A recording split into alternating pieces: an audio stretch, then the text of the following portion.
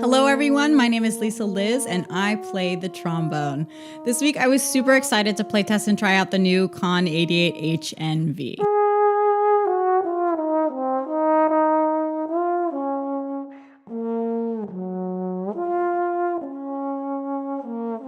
Obviously, the first thing that anyone is going to notice about this new horn is the case.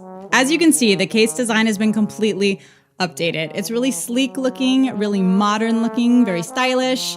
It has this black kind of cross-stitch pattern and then the logo here engraved on the end. Some of my first impressions about the horn itself, the wrap on the F attachment is totally different, right? And then you have this wooden paddle on the trigger, so that feels a lot more comfortable. Obviously, like any conn, it's very beautiful, it's shiny, and it has this really cool engraving on the bell, the rose brass bell. So yeah, lots of updates just to the overall look of the horn.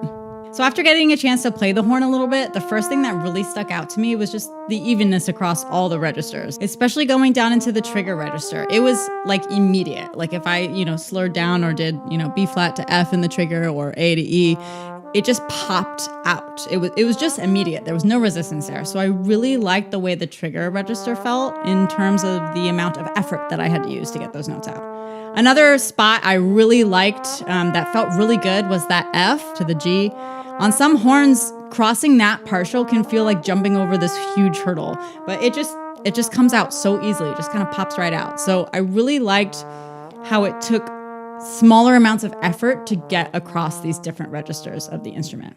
So the most useful applications for this horn, number one, I would definitely say as a solo instrument. Like if you were a soloist, this would be a great horn for you. Like I said, evenness across all registers. You really want to have your top register all the way down through the trigger, like ready to go and be able to access them quickly for great solo playing.